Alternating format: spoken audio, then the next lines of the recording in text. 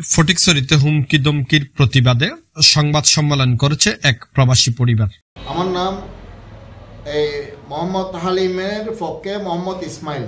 12 December বিকেলে নাজিরাট জংকার মোড়ের একটি রেস্টুরেন্টে এ সংবাদ সম্মেলন অনুষ্ঠিত হয়।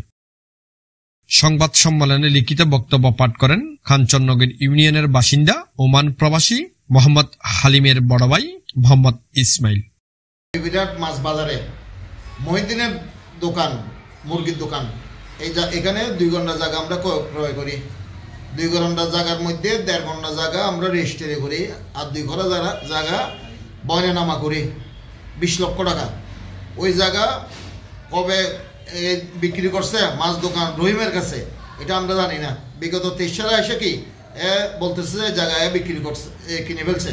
তখন আমাদের 20 লক্ষ টাকা ফেরত দেয় নাই, এবং 20 লাখ টাকা ফেরত না দিয়ে রহিমকে বললাম যে তুমি কেমনে কিনছো এই জিনিসটা। এবং আবার কি রহিম এখনো আবার প্রতারণা করতেছে যে এই জায়গা আরেকজনের কাছে কি বিক্রি করার জন্য, এই জায়গাতে যাতে আর কেউ প্রতারণার শিকার না হয়। এই জন্য আমি আজকে এই সংবাদ সম্মেলন করতেছি। এবং রহিমে কি করছে, আমার এই 1.5 ঘন্টা জায়গাতে ঢুকার যে ফাস্টফুড রাস্তা ছিল, এটা আমার দলিল রাস্তা, রেস্টেড রাস্তা।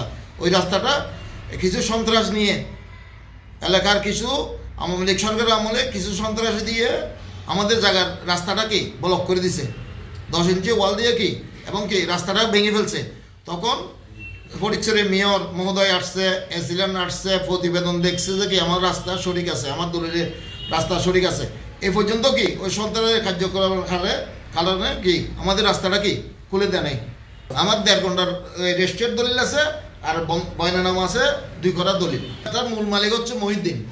মহিউদ্দিন থেকে চুরি করে কি কিনছে, নাকি টাকা দিয়ে কিনছে, নাকি এমনি কিনছে যায় না, একটা দলিল বানাইছে 25 লাখ টাকার। ওই দলিলে কি ওই আমার রাস্তাটা বন্ধ করে দিছে। সংবাদ সম্মেলনে ওমান প্রবাসী মোহাম্মদ হালিমের ছোট ভাই অলিউল্লাহ জনি পিয়ারুল ইসলাম উপস্থিত ছিলেন।